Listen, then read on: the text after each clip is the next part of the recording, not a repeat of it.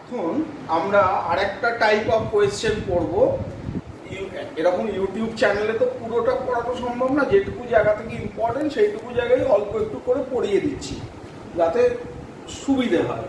এখান থেকে joint entrance আর NEET বা বোর্ড কোয়েশ্চেনের এমসিকিউ এখান থেকে জেনারেলি আসে। তো আমাদের কাছে যদি কোভ্যালেন্ট বন্ড থাকে, কোভ্যালেন্ট সমযোজী বন্ধন থাকে, তাহলে সেটা দু রকম হতে পারে, ধ্রুবীয় বা পোলার আর নন পোলার বা অধ্রুবীয়। যদি পোলার থাকে তার মানে কি, একটা নেগেটিভ এন্ড আছে একটা পজিটিভ এন্ড আছে। তো নেগেটিভ এন্ড আর পজিটিভ এন্ডে ধরা যাক এ বি একটা মলিকিউল, এটা হচ্ছে নেগেটিভ এন্ড, এটা হচ্ছে পজিটিভ এন্ড, এটা বেশি ইলেকট্রোনেগেটিভ, এটা কম ইলেকট্রোনেগেটিভ।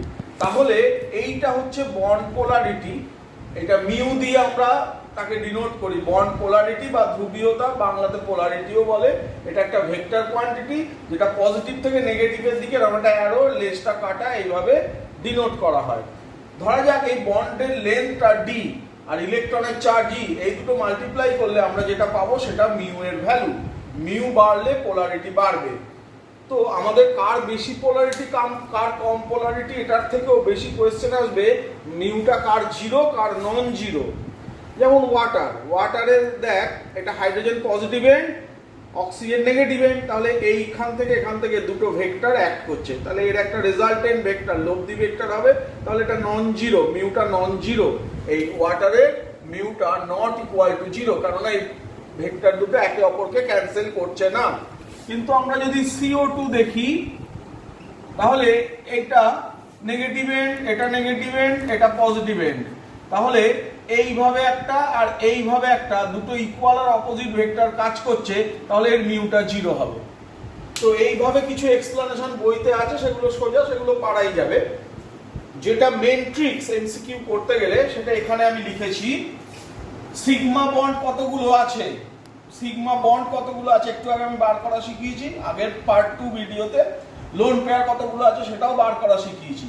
যদি সিগমা দুটো থাকে বন্ড, লোন পেয়ার জিরো থাকে, তাহলে বন্ড পোলারিটি জিরো হবে। তো এইটা হচ্ছে চার্ট, এই চার্টটা মুখস্থ রাখলে এদের সবার, এর বাইরে আর কেউ নেই, এদের সবার mu value, bond polarity value zero হবে, বাকিদের নন জিরো হবে।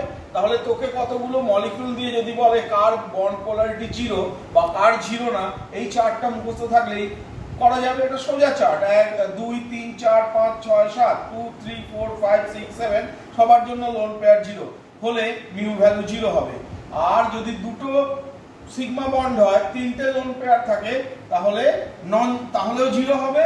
চারটে সিগমা বন্ড আর দুটো লোন পেয়ার থাকলেও জিরো হবে। এছাড়া বাকি সবাই নট ইকুয়াল টু জিরো, শুধু এই কটাই mu value, bond polarity value zero হবে। তো এইটুকু মুখস্থ রাখলে একটা এমসিকিউ পেয়ে যাব।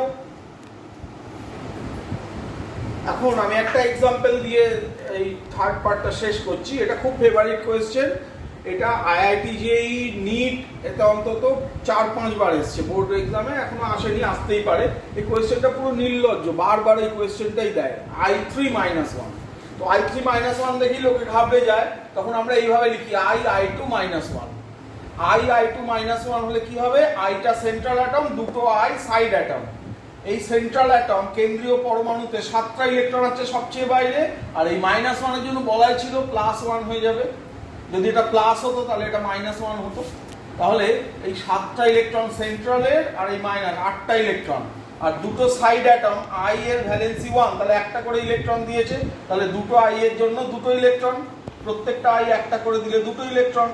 তাহলে 8 - 2 কত হচ্ছে 6, 6টা ইলেকট্রন, মানে লোন পেয়ার 3টে, কোনো আনপেয়ার্ড ইলেকট্রন নেই। তাহলে যদি দুটো সিগমা থাকে, 3টে লোন পেয়ার, দেখ দুটো সিগমা না, দুটো I এর জন্য দুটো সিগমা, তাহলে দুটো সিগমা 3টে লোন পেয়ার, চার্ট অনুযায়ী দেখলে মিউ ভ্যালু জিরো। এটা খুব ফেভারিট কোয়েশ্চেন, অনেকবারই এসছে।